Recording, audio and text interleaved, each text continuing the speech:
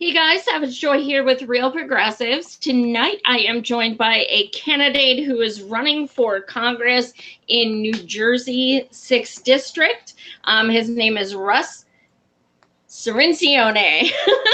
I had to do the I've been to Italy, I'm excused. So thank you so much for joining us tonight. We've kind of chatted and our schedules finally came together. So thank you so much for joining us. You're welcome. Thank you. Thank you for having me, Savage Joy. Absolutely. So your platform is pretty identical to Bernie's in a lot of ways. And I know you're a supporter of Bernie, so I kind of put you on the spot earlier today and said, well, did you actually endorse him? And you did. So Of thank you for course. that. Of Why course. did you decide to endorse Bernie out of 25 candidates? Well, I loved Bernie in 2016, and he's only gotten better since then. Um, he is the candidate that has been consistently talking about making our country better for all of us for over 30 years, right? So Right. uh, Bernie Sanders is the real deal. He can't be bought. He's never taken corporate PAC money. Uh, he is setting the stage now. Like Medicare for all is the common, like, is the common discussion right now. So I absolutely endorse Bernie Sanders. I love him, and he's part of our inspiration. He's always said, "Not me, us." We have to have a movement in our country. Absolutely. Well, I will, as soon as we get off the air and I get back on Twitter, I will tag Miss Nina and Bernie and Roe and the whole gang to your tweet. So hopefully they can be like, huh, who's this guy? Thanks. Yeah, thank you. Maybe that'll help a little. Can't hurt. Um, but the first thing you said was big money in politics. So it seems like that literally is the culmination of where all the problems come from. Why did you decide to go the other route and not accept any corporate donations? Well, I think that when any representative of ours is supposed to represent people, if they take money from corporations that they're supposed to be regulating in Congress, that puts them at a conflict of interest with the people in the district. So rejecting corporate PAC money, rejecting lobbyist money, allows candidates and politicians and representatives to stay true to the people in our district. And that's really what our Congress is supposed to be about.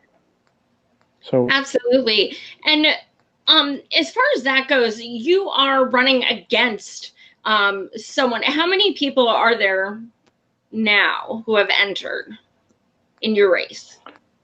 I'm not exactly sure. I know there's obviously the incumbent. He's a Democrat. And also, I think there's one other person. So, yeah, that's pretty much all I know. I'm Now, the focused on, incumbent is yeah. not exactly progressive. And it's my understanding they do take PAC money. Oh, yeah, big time PAC money. The incumbent is a Democrat, Frank Pallone, and he chairs the Energy and Commerce Committee, and he takes big money from big corporations in this country. So he takes money from the telecommunications industry. He takes money from the healthcare lobbies, the pharmaceutical lobbies, the fossil fuel industry, uh, the even Wall Street, even defense contractors, and yeah, he calls himself a pragmatic progressive, I believe. But the reality is, progressives would not take corporate PAC money. No, no. Once you take corporate money and fight against Medicare for all, like things like that, like you're canceled. That's it. You're not progressive. Like that's sorry, dude, not gonna happen. Correct. So has he agreed to a debate? No, I haven't reached out to him yet about that, but I'm sure he probably would later on. That's because sometimes I interview people and they're like, nope, they said they won't do it. And because they're going to be called out and they know the people want the things on your platform. And it's, it's more advantageous for progressives to go to a debate than, the establishment. So how long has the incumbent been in that seat?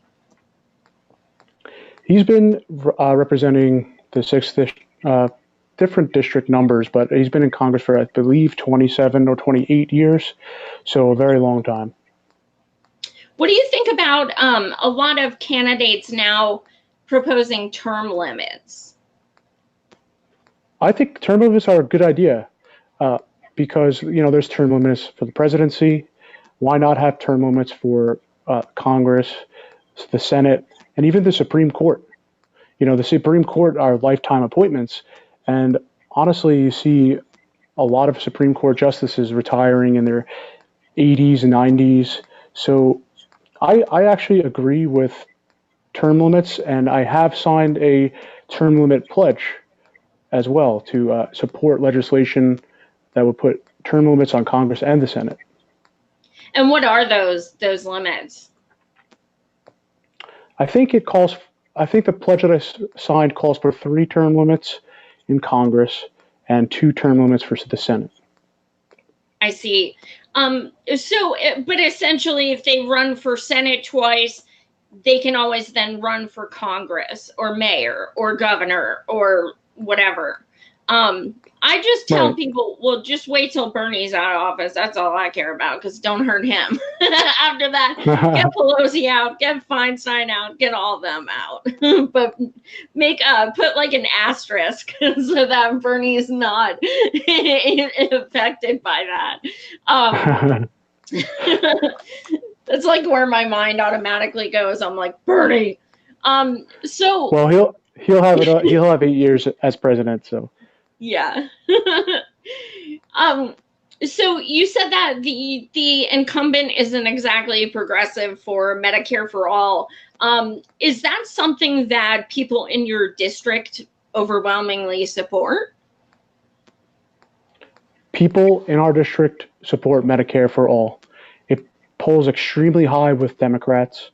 And, the current system leaves way too many people behind. And the price of insurance premiums is just way too high under Obamacare. There are 700,000 New Jerseyans without health insurance. And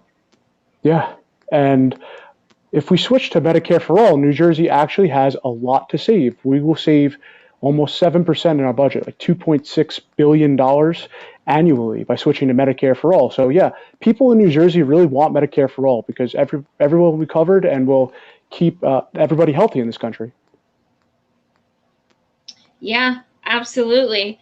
And a viewer, Kennedy, has a great point. He said term limits will help keep people in Congress honest.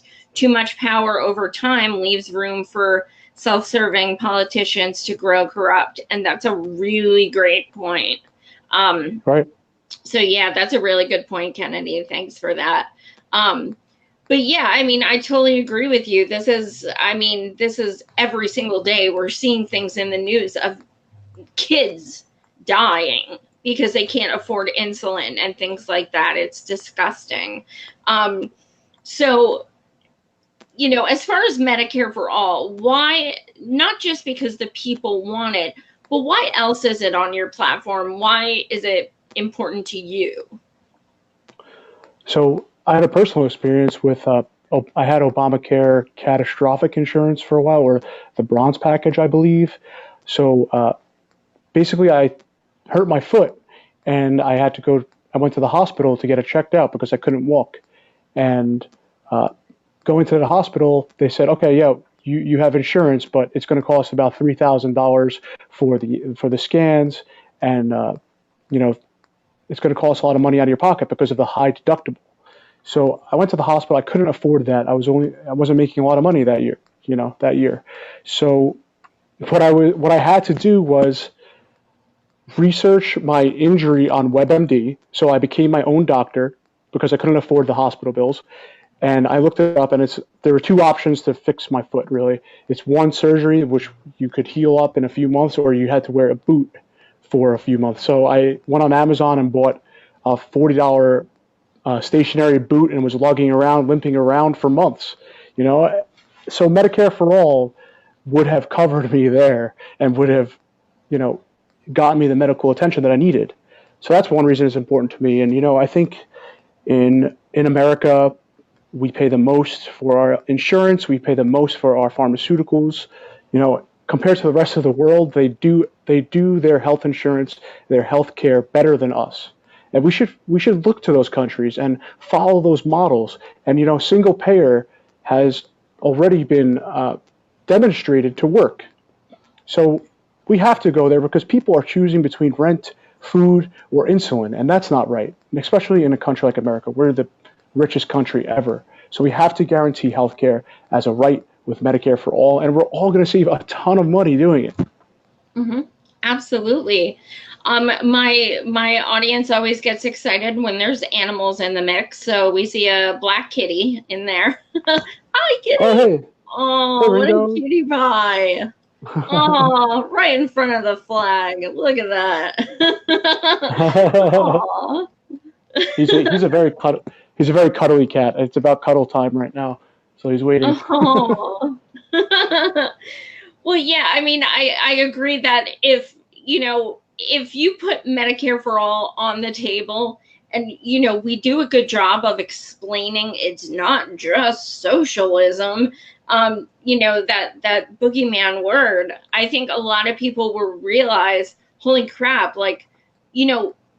people like Joe Biden, they want to expand Obamacare. That's not good enough. And you see when at the debate, they said, raise your hand if you support taking private insurance companies out of the equation and Medicare for All. Bernie raised his hand, Kamala raised his hand, Kamala walked it back the next morning. Right. So everyone else is still apparently okay with profit being in health insurance. That's not Medicare for All.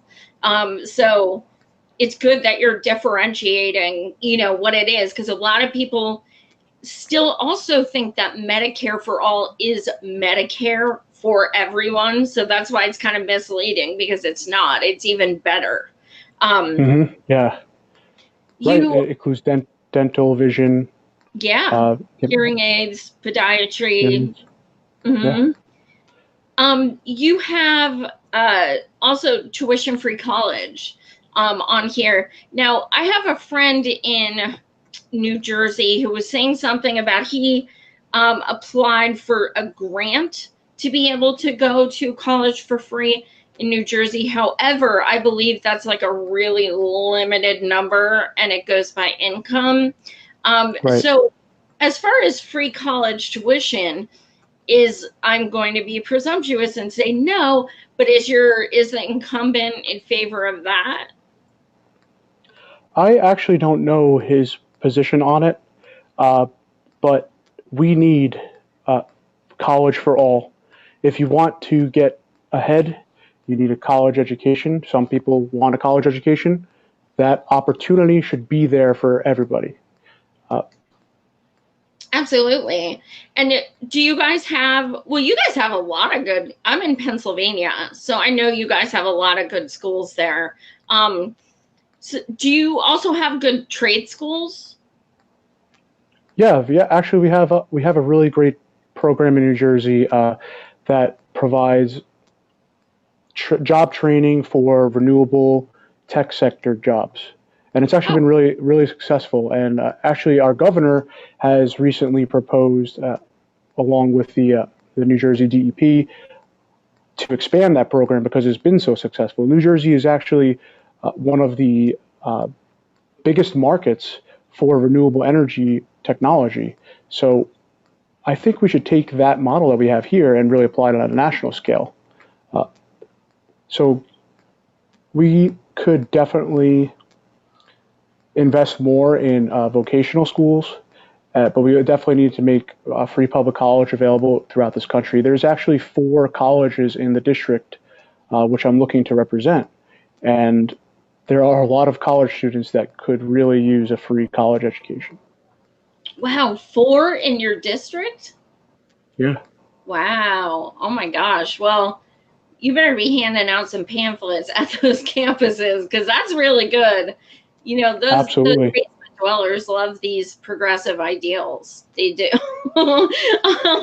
So as far as, you know, being in New Jersey, you know I'm going to ask about Cory Booker. So not a fan, but as someone in New Jersey, what, you know, a lot of us just started learning about him like 3 years ago. So what's your take on him? Is he liked there? What are his flaws? So I actually really liked him when he was mayor of Newark, and you know, as a senator, he's been doing a great job for New Jersey as well, and I like him as a senator. One thing I don't like is obviously he takes corporate PAC money, but I believe that he's pretty well liked around here in New Jersey as well. I'm not sure how he's polling for president, but I think a lot of people are really following him and inspired by his campaign. But you know, for me, I love Bernie Sanders, so that's who I'm sticking with. Well, the two main things I hear about Cory are the corporate money and pharmaceutical industry, and then also his charter school history.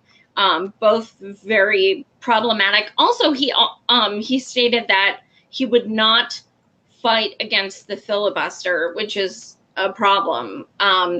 But yeah, I mean, it seems to me that like the only people who like really support him are people in New Jersey. That's what I found. You kind of, you know, you're like, oh my God, to have a president in our own state, that'd be amazing. And that's like pretty much what it is. Let's see, what else do I have? You have prison reform on your platform. Yeah. Do you guys have for-profit prisons in New Jersey? Yeah, there are for-profit prisons. In fact, we have a detention center, ICE detention center in Elizabeth, New Jersey, which recently I went to a protest there. You know, to close the camps, we have to close those camps. It's run by Core Civic. So there are for-profit prisons here, and I'm 100% against that. I don't think that for-profit prisons should exist in this country because it incentivizes putting people behind bars. It incentivizes harsher criminal penalties. And you know what? Nobody should be making profits while putting people behind bars. And that's something that has to end. Right. I mean, is that not kind of hypocritical that, you know, we're talking about, you know, people in cages, but yet we're okay with it when it's American citizens? It really doesn't make sense. Like, if we're against imprisoning people, it should be period. I like to give the example of, like, say, Sandra Bland. You know, she needs $500 bail money. If she had it, she wouldn't be dead. These are, you know, and Right. Bernie came out with the end cash bail bill. No other presidential candidates have signed it. Like, that's Really. unacceptable. Is that something you would sign? Yeah, we have to end the cash bail system because it's unfair to people who don't have the means. I believe that New York and New Jersey have ended the cash bail systems. We should follow their lead. And, you know, it turns into people being held behind bars for way too long for minor offenses only because they can't afford the cash bail. And that's unacceptable in this country. So I fully support ending the cash bail system. It always pretty much seems to be people of color and poor people who suffer. And Right. it's pretty gross and inhumane. On that note as well, you support legalization of cannabis and also expunging the prior records Yes. for, you know, when they would get out. What makes you put that on your platform? So cannabis, the war on drugs, has failed, right? We have too many people behind bars for possession of a plant that grows naturally. That's cannabis, and I think it's been unjustly applied as well, because it really results in a lot of minorities being locked up for possession of small amounts of marijuana. I think I read an article recently that 70% of marijuana arrests are for like under a gram of possession. So we have to legalize cannabis because we should learn our lesson from prohibition of alcohol, right? Prohibition of alcohol resulted in bootleggers, gangs, and after a few years, we had to undo it because it was just so bad. We have to take that same lesson from the prohibition of cannabis, because really, when you make cannabis illegal, it pushes the black market, it pushes the criminal activity. If we legalize cannabis, we regulate it, and we tax it, we could build schools with the revenue, like they have done in other parts of the country, other states in the country. So we can legalize it, regulate it, and tax it in a small amount, just to make sure that we can invest in the public services that we need too. Absolutely. I think big pharma would have having a hissy fit with the idea of legalizing cannabis, because that would really, really hurt their billions. Yeah, definitely. On that note, do you support when people say get busted for being addicts? Do you support them going to prison, or do you think that they should go to treatment? I think addiction is an illness and it's treatable. So I think rehab should be the first option, especially for possession convictions, non-violent. Yeah, we should definitely rehabilitate people because we want people to get better. That's part of the theory of the criminal justice system is rehabilitation and bringing the people back into society that may have gone off track a little bit, but they can get back on track and get better with rehab. So we have to really decriminalize. We have to legalize marijuana and expunge possession convictions that are nonviolent. You know what? In New Jersey, we've been trying to pass a cannabis legalization bill for a while, but the legislature keeps getting hung up on the expungement issue, and it still hasn't passed. So the solution can come from a federal level as well. Also, I spoke to some people in the cannabis industry, and they need access to banking systems because the federal government's ban has really stopped the legal cannabis from operating within banking systems, and we really need to open up those markets. Right, absolutely. You also have on your platform life balance, create good work, paid maternity / paternity leave, vacation, sick leave. So I know they do this in other countries, but what is paternity leave? Like, what would be the length of time, and what would be the stipulations? So I know Sweden gives 6 months paid family leave for both the mother and father, which that's a great model to follow. They provide 6 months, I think, half pay. So that's a great model. I know New York recently enacted a paid family leave act, and New Jersey as well. So we need to allow parents and families to bond when a newborn comes into the world.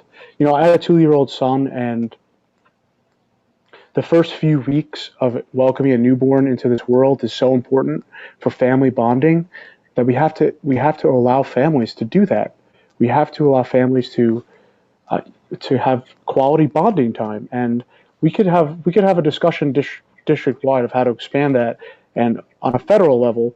But I support something like 6 months of paid maternal, paternal leave, family leave. So absolutely.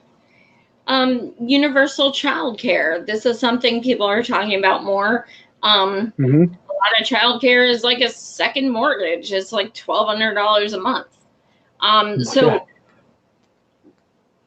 it says, your site says, protect our future generations by providing strong foundations. So why do you have that on your platform? Why do you think that's important to your district? So, for one thing, like I said, I'm a father, and you're right, childcare is very expensive, especially in New Jersey. So we pay way too much compared to other countries. So, in Finland, they pay maybe $200 to $300 per month for high quality childcare. So, childcare is really it's a requirement when you have two working parents today. So, why are we paying so much of our incomes towards childcare? Because we just don't have any federal regulation on it. We don't have any federal backing, any federal programs. So Finland does a great job of providing universal child care for their kids.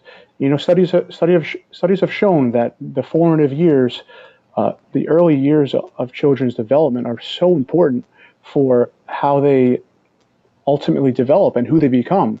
So children need loving and caring environments, and I think if we incentivize that, we create strong people for our future. Absolutely. A lot of parents only have one working parent because it literally does not pay to go to work and work to spend that money on childcare. It makes no sense. Exactly. You're right. Exactly right. See, so you have childcare. So kind of into that. You do support a federal job guarantee. Right. Yeah. Absolutely. It's part of the Green New Deal platform as well. A federal jobs guarantee would be great for our country because if the market's not providing enough jobs for what we need, then the federal government, we have a lot of good work that we have to be doing in our country. We have to repair our roads, bridges. We have to we have to beef up our infrastructure. And you know what? The Green New Deal calls for a massive investment in renewable energy technology. So a federal jobs guarantee is how we get there. And we'll put millions of people in New Jersey to work, millions of people in the country to work, and they'll all be doing good, high quality community service, like cleaning up our neighborhoods, building new community centers. It's a lot of good work to do, and we should be incentivizing it and paying it by a federal jobs guarantee, which are also union jobs as well. I support them being union jobs. Absolutely. They keep telling us we have 11 years left for climate change to really like get Right. this shit kicking. And without a Green New Deal and a federal job guarantee, how is that feasible? It's not. We It's have not. 11 years to get like new infrastructure and to replace things and everything all across the country. That's Hmm. why we need a federal jobs guarantee. And Bernie is literally the only candidate out of 25 who is supporting it and has it on his platform. That's a problem. Wow. This should be like across the board, but he's the only one. It should be So, across the board yeah, because so it makes you think, okay, so you guys are talking good games. You have, this on your platform and this, but how do people get jobs? Like, we need jobs to pay for these things that we need. So yeah, that's basic. People should have that. Um, right, yes, Bernie 100%. is FDR 2.0. Thank you for that. so More, so more. we have to build like things like affordable housing as well. That will be provided that the jobs that we need would be provided through the federal government, right? But it would also be community planned. So the small towns will be able to plan new projects for their towns and ask the federal government, listen, we have to hire 20 people to build a new school, and the federal government will review the proposals and provide the funding for it. And if we have so much good work to do, we need to do it. The private sector, we can't rely on the private sector to provide these jobs, because in some areas of the country, in many areas of the country, they're not profitable, right? But they still have to be done because we need community services. So that's the role of the federal government, to step in and provide what we actually need in our communities. So that's why the federal jobs guarantee really is super important to me as well. Absolutely. Yeah. Also, we were speaking about prison and for-profit prison. If federal jobs guarantee was in effect, they wouldn't have to worry about coming out and trying to, get a job with that box checked and things like that. You get out of prison, you get a job. It's that simple. You don't have to go homeless in the meantime and things like that. I know in New York, they had a bit of a victory on the housing. Did you happen to see Elizabeth Warren's post about new legislation she drew up for housing? Oh, no, I actually haven't seen that yet. Oh. It's part of her I Have a Plan for Everything. She came out with it, and it literally says, with her synopsis itself stated, rent will go down 10% within the next 10 years. I don't know how that's advantageous for anyone, because usually it goes up more than that each year. So she literally created legislation to have it go down 10% within the next 10 years. So her plan calls for a reduction in rent by like 1% per year, pretty much, for the next decade? Yeah, like in totality, 10% within a 10-year time. But when, rents never go down. Right, exactly. Yeah. And how are you going to contact each landlord and be like, how much do you charge? And okay, now no, we need a cap on rent. That's the only way it'll work. Tell everyone, okay, you can't be billed more than X amount of dollars a month, and then take 10% off of that. But you can't just everyone charges different. It makes no sense. Some of these plans that she and others are coming out with are just absurd.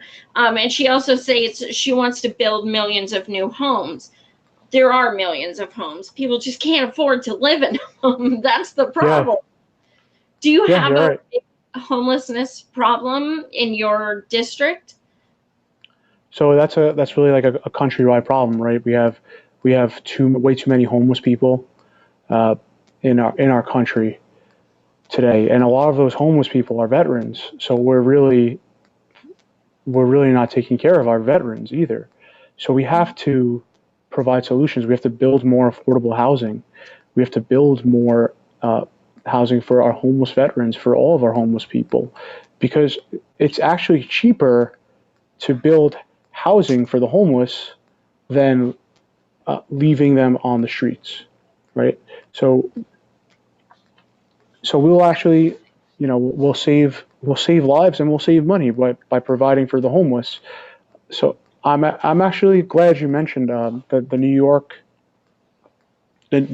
rent stabilization laws that recently passed. I actually work for the New York State Division of Homes and Community Renewal, and I'm an attorney there. So I'm a litigation attorney, and the rent laws in New York are a big win for tenants.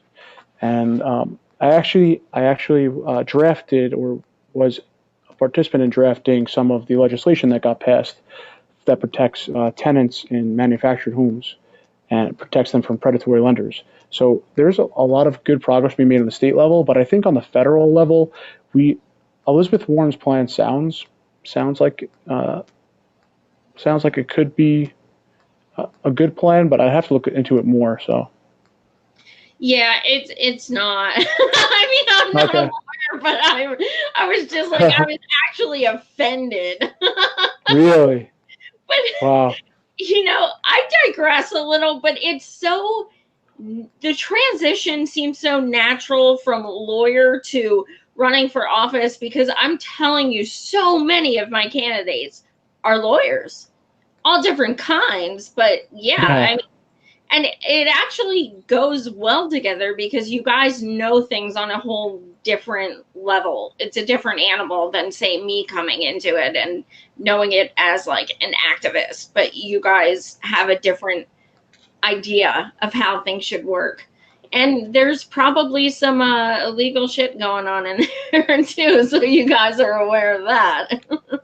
Yeah, if there's illegal stuff, we got to shut it down, right? So, I mean, being an attorney, yeah, it does give you experience, speaking in courtrooms and stuff. And a lot of the laws that are enacted today, they're all written in like the legalese, what we call it legalese, which is the like the almost impossible to read in a straight sentence with getting a coherent idea of the law. It's like really complicated, and it's purposefully written in like this kind of like almost different language. All of our legislation is like that pretty much on a congressional, on a United States level, and even especially on the state level. So I think we need to really make laws that are written in common English, common sense English, because people have to read the laws and understand what they are. It shouldn't have to be interpreted by lawyers. Yeah, absolutely. My buddy Daniel actually wants to know if you support a decrease in military spending. Absolutely. Great question. Yeah. So right now we spend like over half of our budget, our discretionary budget, on the military. That's way too much. We have to cut that in half. We have to cut our military spending in half because we honestly need more money to spend at home. We need more money to rebuild our infrastructures, take care of our veterans, invest in NASA, put somebody on a different planet. So we have to decrease the military budget. I support cutting it by 50%. That would certainly be a nice start. Yeah. What about all the threats of going to war with Iran and the fact that so many Dems seem to be totally okay with it? I'm not okay with it. We should not be going into Iran. It would be devastating for our country. It would be just devastating for our American lives. It will put at risk and the entire planet. Honestly, like, haven't we learned our lessons from being there forever? For like literally like for half of my life, we've been overseas in the Middle East and Afghanistan and Iraq. Like, haven't we learned our lessons yet? We have to stop being interventionists overseas and being involved in these illegal occupations. I mean, come on. Yeah, absolutely. Right? It's scary because I saw a meme the other day that was just so good. It was talking about, it had signs that said like school, healthcare, things like that. And it said, if another country was treating our country like this, we'd be at war with them. And that's such a good point. We treat our own citizens like in a way that we would bomb the hell out of other people if they treated us that way. But yeah, absolutely. We're interventionists. Elizabeth Warren calls herself an interventionist. That terrifies me. Pete Buttigieg also terrifies me. Yeah, that is terrifying. It really is. And then even, AOC, that worried me because she said she would lead, she would basically, she's like ambivalent and she would go with what the House members went with. She wasn't taking a stand on it. That bothers me. That's really worrisome. Kennedy, you're absolutely right. We need to stop pretending we're humanitarians. Absolutely. We can support other countries and we can, stand in solidarity with them, but we really don't need to continue going to wars. It's scary. And it's not their kids going over there and fighting these wars. That's what's frustrating. I feel like in Congress, if you keep sending, if you keep voting for war, you should have to have one of your kids join the army or something. And we'll see if you think it's really that valid when it comes to your family. Yeah. When was the last time the United States declared war? We have been at, I think, peace as a country for like under 20 years of our entire existence. We have to use diplomacy first. We had a solution in Iran, with the nuclear deal that we had in the past. And now all of a sudden, Trump has manufactured this crisis by backing out of a deal. And it's just very frustrating because, I remember a couple of years ago I read 1984 by Orwell, and I think one of the passages is the war is never meant to be won; it's meant to be continuous. Eisenhower said every bomb that we build, every airplane that we build, that's a meal taken out of a starving child's mouth. That's somebody's education that we could have paid for instead. We're wasting so much of our money on the military. We outspend every other country by how much? The next 16 countries combined don't even add up to our military budget now. It's unacceptable. It is. It is. We actually discuss on here a lot something called MMT, which is modern monetary theory, and essentially it's the study of the fact that the government has. Essentially, we print our own money, so we do have enough money for literally like anything and everything. But point blank, we spend way too much on the military, and it needs to end for so many reasons. Right. Let me see what else you have here. So you do have the Green New Deal on your platform. What specifically do you like from that? Like, there's so many different elements to it. What specifically are you really looking forward to changing the most? So I'm a dad. I have a 2-year-old son, and climate crisis is the biggest threat to his future. And the only way we're going to solve this problem is by cleaning up our environment, cleaning our air, cleaning our water, cleaning up the Superfund sites that have been in New Jersey for way too long. And the only way we could do that is by addressing it on a national scale. So I'm really excited, honestly, to switch to renewable energy because, it's clean energy. It's pretty much unlimited, right? It'll keep coming back. It's kind of like an investment that you make once and then it pays it for itself over time. And at a point in the future, it's just free energy. I'm really excited for the new economy that will be based on all these new technologies.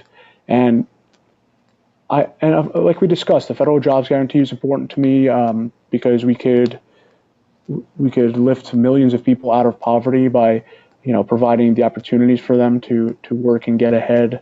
And there's just so much at risk right now. If we don't take action like the Green New Deal, if we don't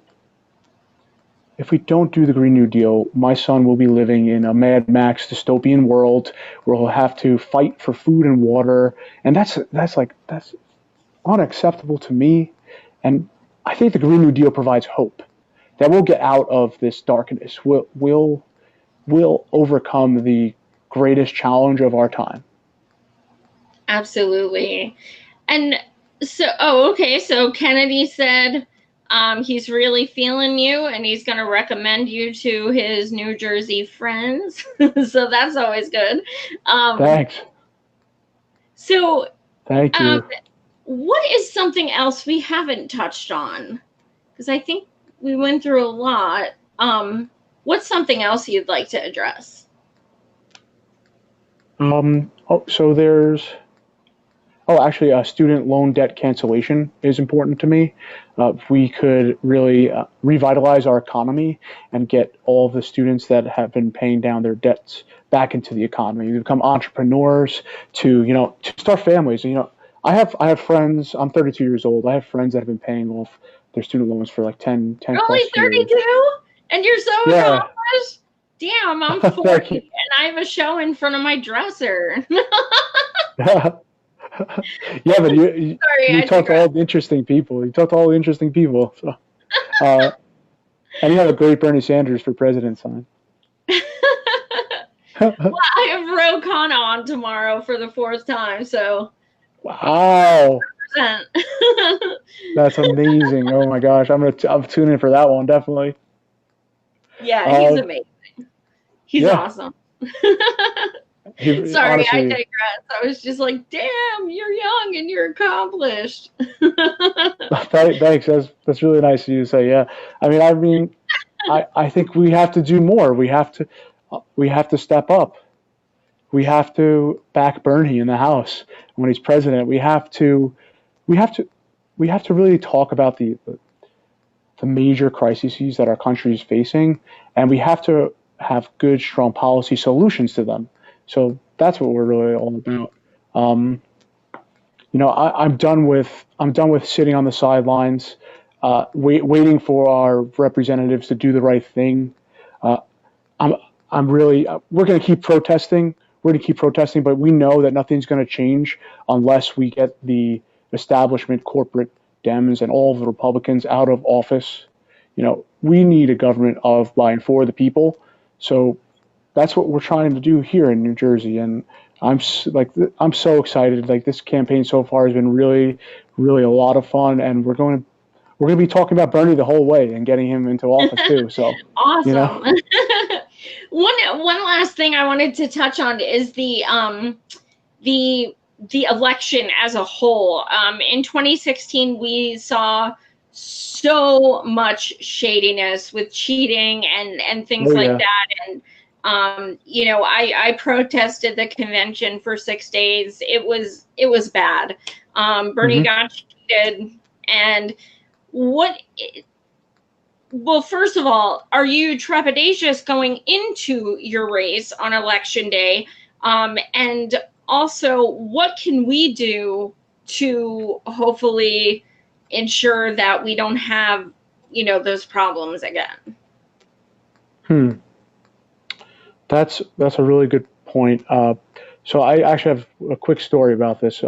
My wife has never been a registered voter, and for the 2016 election, we properly registered her as a Democrat just so she can vote in the primaries for Bernie. And when it came to the yeah, when it came to the yeah, when it came to the primary election day, though, they said that they had no record of her registered. She wasn't registered. She couldn't vote. She had to fill out one of the provisional ballots that probably never got counted. So how do we really ensure that we have a legitimate primary process this year? Um, that's a really good question. We have to be alert and aware and keep our receipts for any votes we cast. If you can, if you're in a state with the receipts. We have to make sure that this is also a publicly known issue, because I feel like a lot of it slipped under the radar, and honestly, a lot of Hillary supporters at the time were calling us crazy at that time, during the primary. They were like, "Oh no, this is conspiracy. You're making all this up," and I'm standing there telling them the story about my wife, and they just don't believe me. Oh, you must have did something wrong. No, no, I'm an attorney. I know how to register somebody to vote. Come on. So Yeah. we have a lot of work to do, and we have everybody pretty much against us. We have the mainstream media against us. They're already pulling funny business with the polling and with the electoral college counts, or the pledged delegate counts. We have to keep bringing awareness to this issue, and we have to reach out to our media contacts if we do have them, and independent journalists like yourself. You're spreading the message too, so it's really helpful. Um, because we need a fair election process in this country. To be honest, I think on a federal level there should be regulation of primaries, because we can't just leave it up to the DNC to be in charge of it. Uh, because we've seen that they're not always, uh, they don't appear to be honest in some circumstances, and that's a Yeah. problem. Yeah.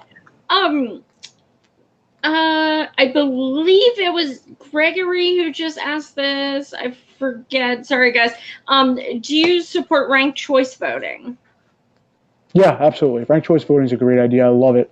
I think especially with like so many candidates in the race today, ranked choice voting would be a more democratic process. I'd have to look into the specific details of it more because I don't know too much about it, but I know that that it is supposed to encourage the democratic process. So yeah. Yeah, it is. They are actually doing it in San Francisco in September, and the entire state of Maine does it as well. It's really interesting mathematically, and it cuts down on vote shaming a lot, which is always good. Like, did you vote for Hillary? Yes. I mean, I put her 17th, but yes, I did. It worked. I like that idea. So what would you like to leave our viewers with? What do you want them to take away from this interview about your campaign? So Trump is terrible, but the do not despair. We have to have hope, and the alternative, the only thing that we can do that makes us feel better is activism. Agitate in your communities for our progressive causes. Fight for what you believe in. And, there's plenty of people that think like us on a progressive scale that are standing up to fight for all of us.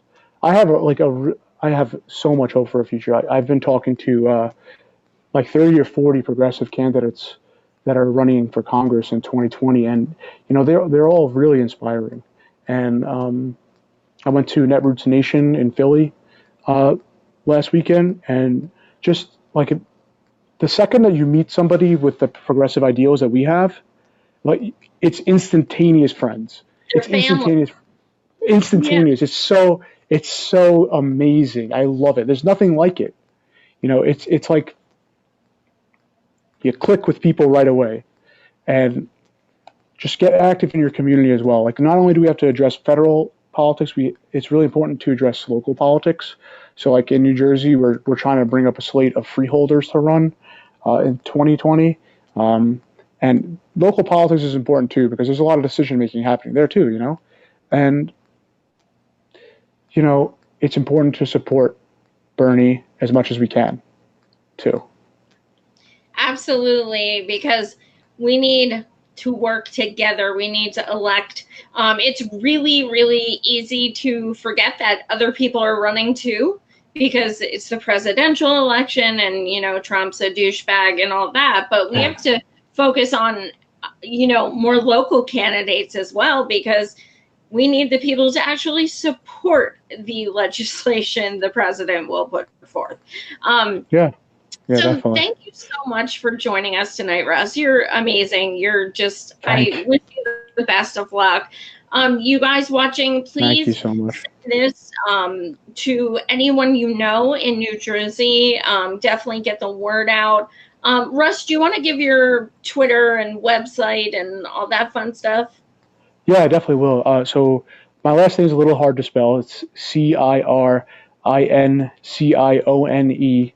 2020.com, and that's the same. My Twitter handle is Cirincione 2020, and my Facebook as well. I'm pretty active on Twitter. I say a lot of cool stuff there. Like one of our recent proposals we got from Jacobin Magazine is Time for Freedom, which I support every seventh year full paid vacation, so we could do whatever we want. That's a really interesting idea to me. So follow us there. I mean, that's how we connected on Twitter. It's a great place to be. So Cirincione 2020.com, and that's my @handle too. So thank you so much for having me, by the way. This is great. Absolutely. Thank you for coming. And you guys, thank you for tuning in. As always, you're the best.